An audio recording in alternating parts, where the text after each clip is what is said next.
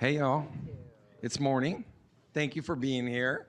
I'm really excited to be joined by Kheri and David today because in our prep conversation, it's not often you get a CEO, partner of an agency, and a CMO on a panel.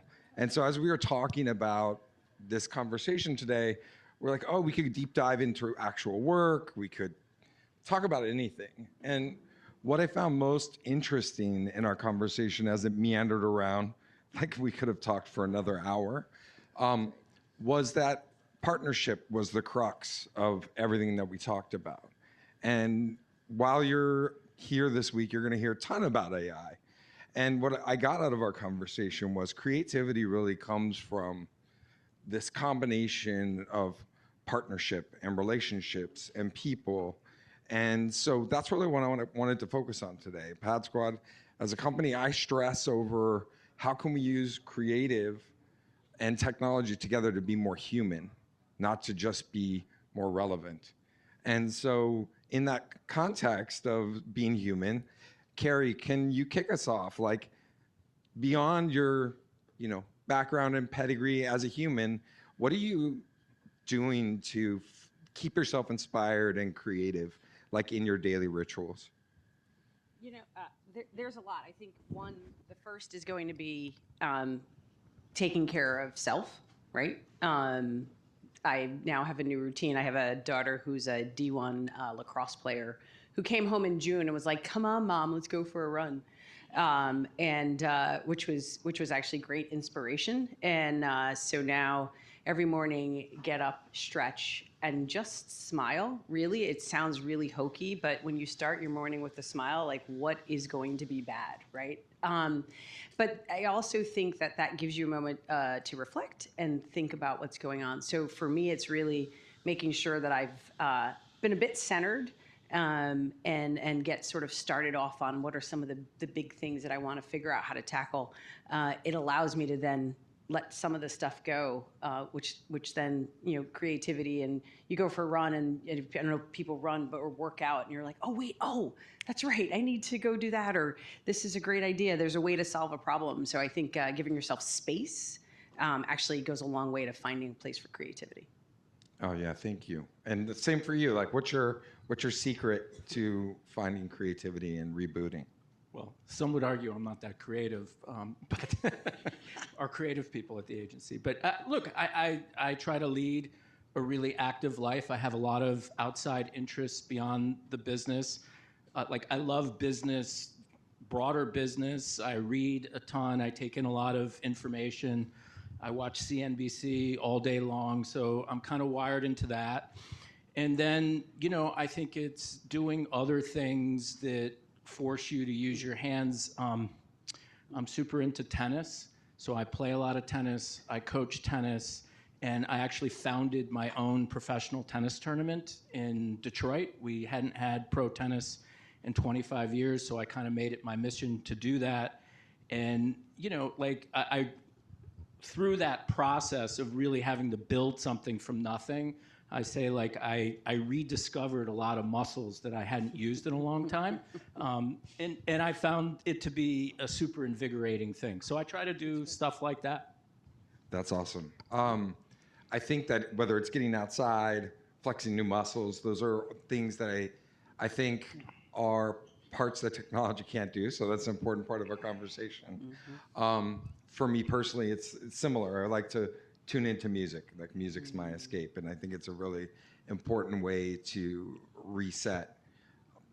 Speaking of creative, though, ideas come from anywhere now. I mean, we're talking amongst an agency and a brand, and many times people suppose that all those great campaign ideas come there. But Kheri, when you're thinking about a project and you're looking at something that's important for you and the brands that you represent, how do you make sure that embarking on that path is going to get you the best product? What do you look for from your partners to get the best work? Yeah, I think really understanding where your brand is, right? What your brand stands for, what are the problems that you're trying to solve. If you keep brand at the core of the challenges that you have, it makes it easier to then understand when something's coming back to you as an idea. Is this idea going to do something that I would like it to do? Is it going to impact the brand the way I'd like it to? So making sure, one, we know the problem that we're trying to solve. And then either the problem we're trying to solve or the solution we're trying to give to our consumers. If we do that, we tend to be able to guide the agencies in the right direction. Where I also think is really important, though, is using our agencies as partners, not just one-on-one, but how we have donor work with our other agencies. And a lot of times we encourage them to go off and have their own conversations. We don't have to be in the room, and come back with solutions to those problems. And then they become solutions that are multifaceted, that really hit the different points of the consumer, because you understood what the question was, right, that you were trying to answer, and then you've challenged your agencies to really be creative in the way you want them to go at the solution. So you don't get one answer. Yeah, I think in our previous conversation, you talked about these partnerships that are expanding much more broadly than you once thought. Right. And we talked about the idea that, creator economy and what's happening in social and all of those things being a big part of what a modern marketer is thinking about and the problems they're solving. So David, when you think about the relationship, the client relationship, and the fact that ideas come from anywhere, how do you encourage that within the agency to be a better partner and ensure that the ideas, no matter where they come from, are amplified by your teams? Well, I think it starts with just having an open mind, and understanding that a great idea can come from anywhere. People say that all the time, but really embracing that and understanding that those other ideas, whether that be an idea from the internal team, and we work very closely with your internal team, or the social agency, or the media agency, or a creator, or an influencer, that they can take our core idea and make it better and give it more life and more impressions and out in the world. So I think you just have to keep reminding people of it. And I'm a big believer in leading by example. So if me and my leadership team show an open mind to that, others will as well. Yeah, I find that this idea of relationship, again, was something that really stuck out in our conversation and first meeting the two of you. The average marriage, first marriage in the United States is sub 10 years in terms of a relationship. The two of you have had a relationship that expands well beyond that. You've worked with Donor for many years, Kheri. Yeah. What's the secret to keeping it fresh? Like, this is me putting on my therapist hat. How do you keep that spark? Do you have a ritual or a touchstone for the two of you? Well, for me, so we worked with Donor when I was at Harman International on the JBL brand. And when you have a relationship with an agency where you can push back, you can argue, you can have a complete disagreement and almost an utter meltdown. And yet you turn around the next day and you go, hey, you know what? I thought about something. And I'll call Monica, and Monica will be like, yeah, based on what you said, we thought about it a little differently. We came up with another solution. So really being able to have those hard conversations, sometimes there's really bad creative. But really bad creative allows you to have a conversation that gets you to really good creative. And the idea that first presentation is going to be perfect and you're going to have something come out and it's going to the angels are going to sing, probably not going to happen. But if you remember that creative is a process and it isn't just one outcome, and you allow yourself to have that conversation, that back and forth, here's what you missed, this is what I don't understand, you then can come forward with a much better idea. And so I found that Donor, and whatever my account person has really fostered that idea of make sure you're engaging and listening to your partner in order to come up with a better solution. That's super helpful as a bit of perspective. I still love relationship tips, though, by the way.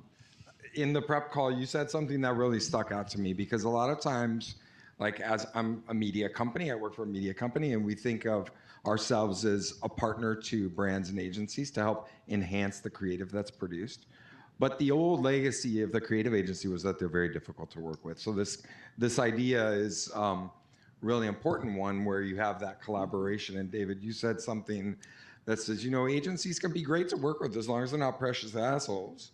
And like, unpack that for me. Like, how do you said you want to lead by example. So how do you like instill that? And like, what does that look like in practice? Well, look, I think the thing I tell our people a lot is like, above anything with our clients, be useful, okay? And being useful doesn't always mean doing like the big campaign thing or what we want to do. Sometimes being useful means making the video that you needed over the weekend, right, or doing smaller things and doing those things with a lot of passion and energy.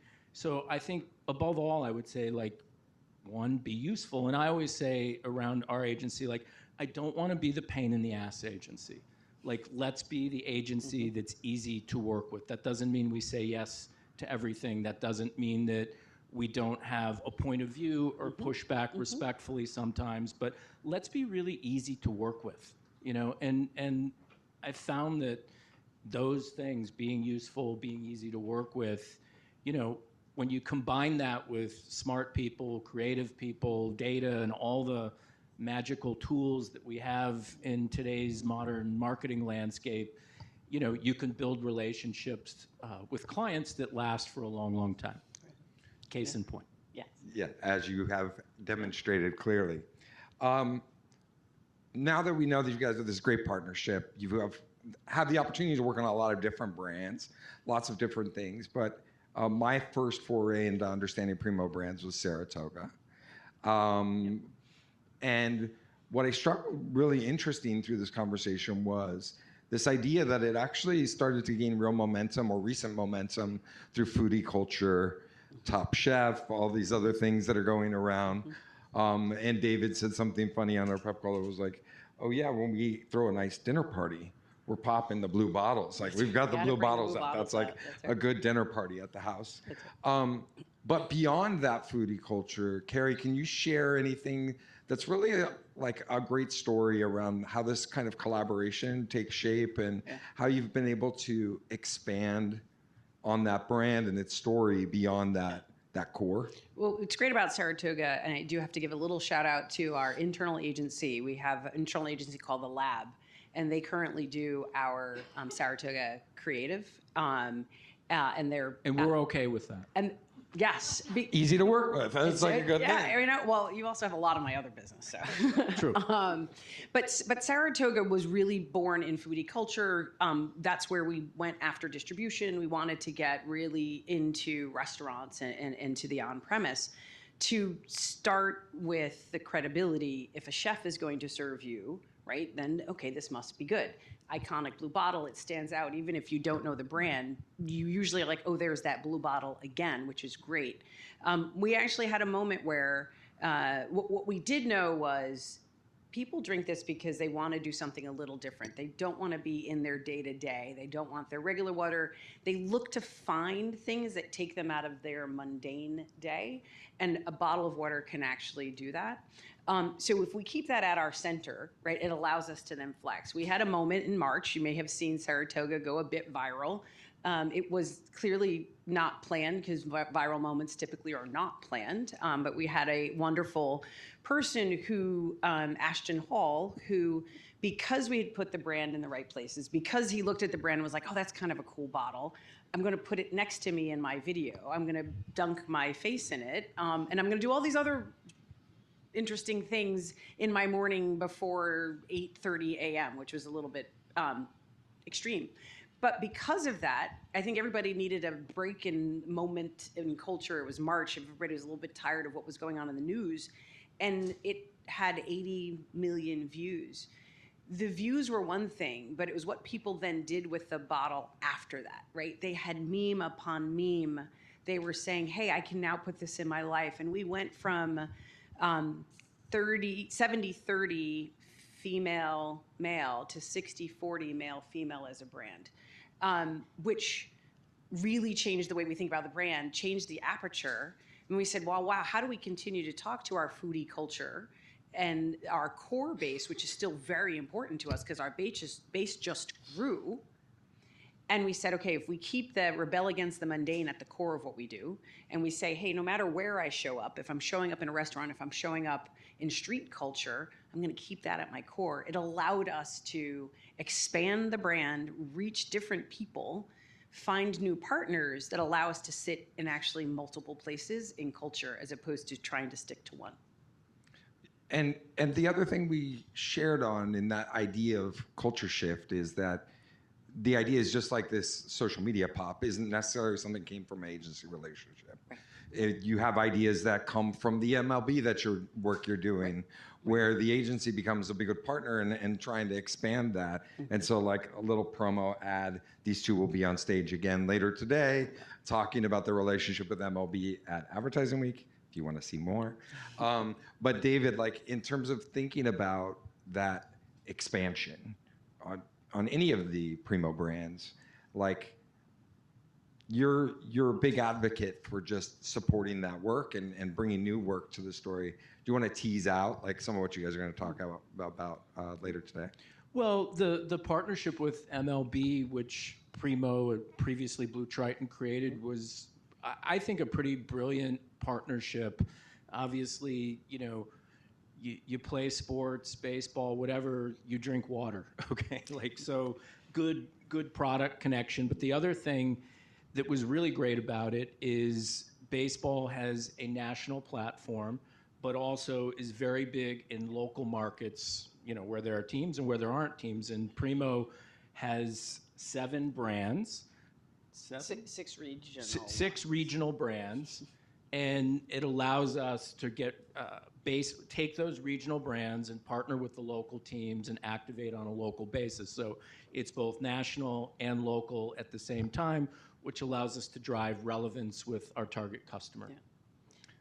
And for perspective, those 6 brands, you'll know a lot of them if you don't know Primo Brands. You may not know it. It's a newly formed company in November, but it is Poland Spring, Mountain Valley, Ice Mountain, Deer Park, Zephyr Hills. So really across the U.S., we have Arrowhead. So a lot of brands, and what we like to talk about it as well was America's favorite pastime joined with America's favorite waters. And so it was a bit of a perfect match for us to be able to be national and local at the same time. Yeah, and I think, by the way, I love the fact that they actually have natural springs representing these different waters and all that stuff. I thought water was water. I mean, I'm kind of an idiot, so it's fine. But it's a beautiful thing, and I enjoyed also a little bit of like backstory. We were chatting on our prep call, and it was like they're ideating on a master brand campaign as we're doing a prep call. And I love that kind of overall theme. Again, something important to me, and in the context of AI, we're talking about technology a lot this week and what AI brings to the table. Collaboration is actually one of those things that is required to make AI good. It's not good on its own. Right. But David, you had shared some examples of how you're practically using AI today. And we talked about where it was good and where it's bad. So I like to be a little contrarian and say, like, we can talk about the ugly at the same time. But share some of the positive and some of what you guys are doing with it today. Well, we're using AI to, I guess the short phrase would be to enhance and scale creativity, not to replace it. And I'll give sort of 2 examples. One is just like versioning in a way that makes the work more relevant to whoever it's targeted to. So, for example, Ram Trucks. We're the agency for Ram Trucks. You like to camp, you like to fish, somebody else likes to climb mountains. We can create work now, mostly digital and social work, where you're served what you like and you like. So we're doing that, and literally hundreds of versions of sort of the same core concept. So that's the scaling part. And then another crazy thing is we made a TV commercial a couple months ago, and we wanted a certain voice for the spot because the guy's voice embodied kind of the feeling that we wanted. We were like, this guy's got the perfect voice. We have to use it. It was the voice that was used, if you remember, the imported from Detroit commercial on the Super Bowl 15, 16 years ago, the M&M Chrysler spot. It was a guy named Kevin Yan. And Kevin Yan was not a famous voiceover artist. Kevin Yan was a guy in northern Michigan who did voiceover for books on tape. Okay, but he had this amazing voice. So we wanted Kevin Jan's voice for this spot. Well, it turns out Kevin Jan died. Okay, and we went to his estate and we got the permission to use his voice, and we recreated his voice using AI. It was pretty amazing. So, I think that's kind of a cool, unique example. Yeah, in the prep call, we learned that Kheri's a fisherwoman. Sort of hands-on, sort of hands-off, like a little bit of a thing. I fish kind of like this. My husband puts the bait on, and then I catch the fish, and then he takes the fish off. Put it on, take it off, awesome. I'll catch it. But I do catch. But I thought something that was really important in this concept of iteration and this concept of authenticity with regards to creative. Like, we're all creative people here, and if that Ram truck is targeting you and it has what rod on the back, right? Like, where does that go wrong? Like, Kheri, like, if you see the tennis racket being held with the wrong grip, like it breaks the whole illusion. It breaks the magic. We talked about it a lot, right? Their AI is great in certain things, and then you have to be very careful, right? You have to be real. If you are parked at a lake but you have a deep sea fishing rod, right? You might not know, a layman might not know that's what that is, but someone who fishes and does fly fishing, they're going to know. And so ensuring that you get that right, I think, is important. But I also think the AI generation is as good as what you put into it.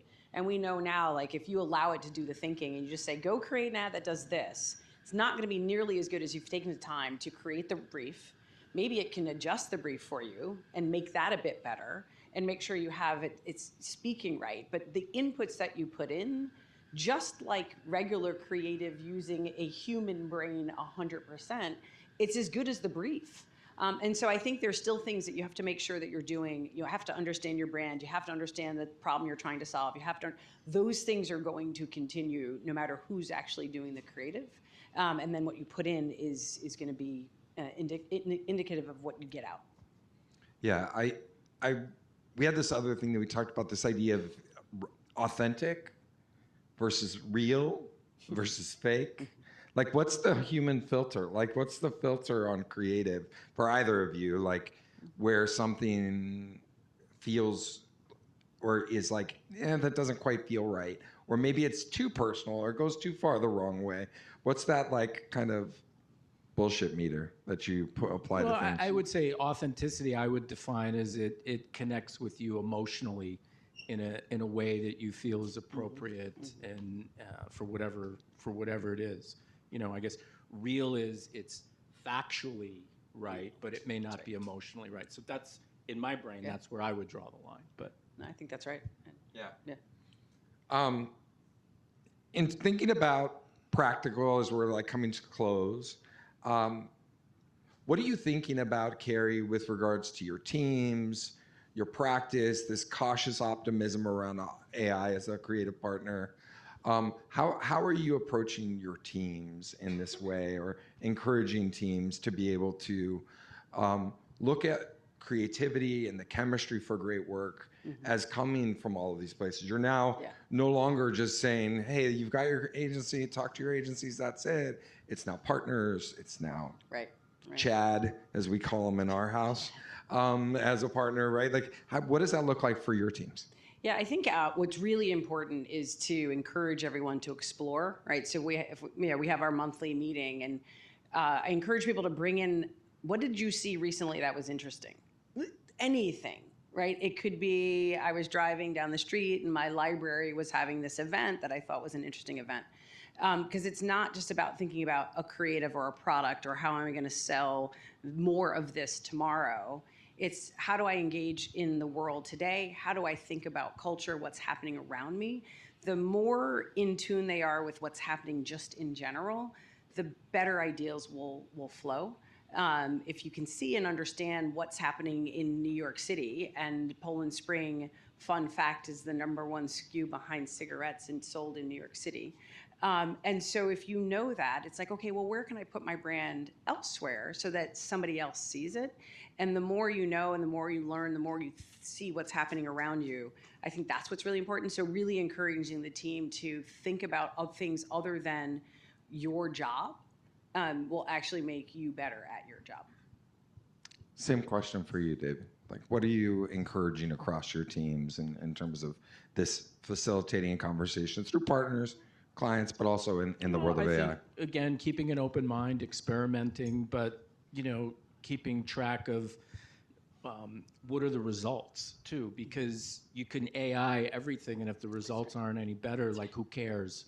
So, I keep saying, like, experiment with it. Let's try to really understand what we're trying to accomplish through it. I read something yesterday that I think Forrester just put out a report that said in the next year, 15% of agency jobs will go away because of AI. I don't know if I think it will take jobs. I don't think it's going to be that dramatic yet. But, I think the other thing is to just be careful too with it. Yeah.